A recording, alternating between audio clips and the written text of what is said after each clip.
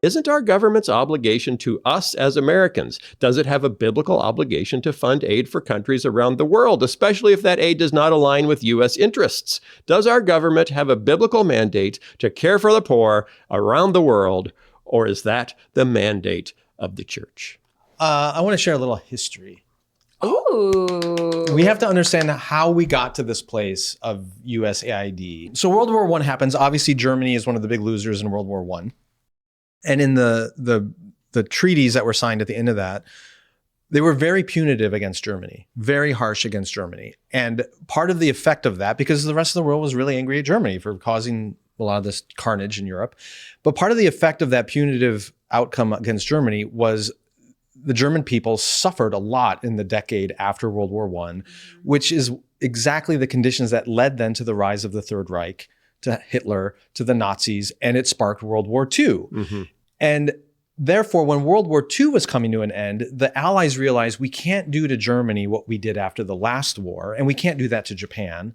We have to have a different approach because we really don't want a World War III. Mm-hmm. So at the end of World War II, rather than being highly punitive against the Japanese and against the Germans, what the Allies chose to do was we are actually going to invest in and rebuild these countries. We're going to rebuild Germany. We're going to rebuild Japan, because if they are stable and affluent and their citizens are cared for, they're less likely to turn toward an extremist regime to seek vengeance against us again. And that's exactly what the world did. The United States was the primary engine of that effort. We rebuilt Germany and Japan into thriving economies, great educational opportunities, and they're two pillars of the global economy right now. Well, then you fast forward to the 1960s and the Cold War is in full swing. John Kennedy is the president, and he realizes there is a global competition for allegiance either to the United States or to the Soviet Union. And John Kennedy comes up with the idea for USAID, realizing how effective it was after World War II, the effort to rebuild Germany and Japan, and decides, hey, if we take some of this effort and invest in parts of the world that are struggling right now, they're more likely going to align with the United States. They're going to see us as benevolent. They're going to see us as generous. They're going to see us as allies. And if there ever is a global conflict, they will be on our side. So John Kennedy created USAID because it was in the interest of the United States to help countries that were struggling.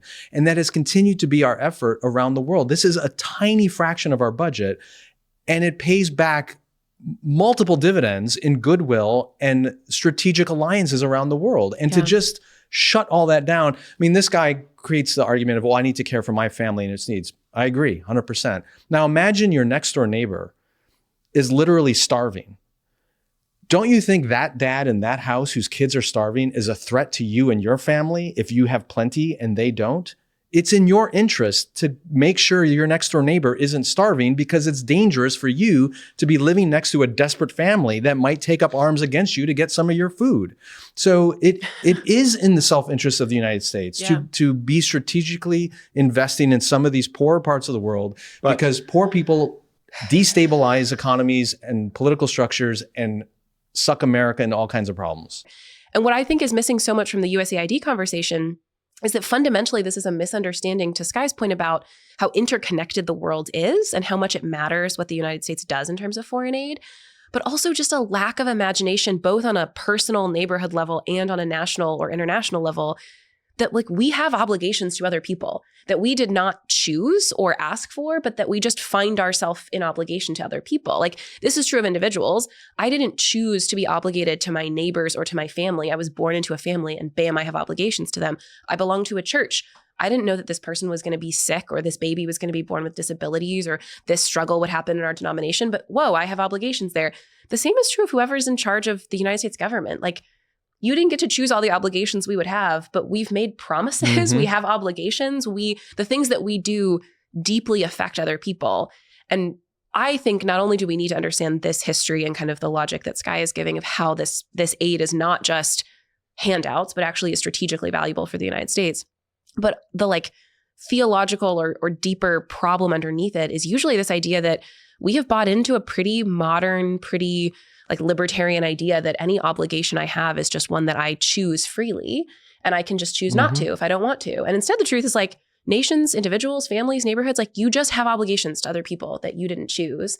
And particularly in Romans 13, part of the instruction is like, those obligations are actually good. And it actually is part of your worship of God to fulfill those obligations.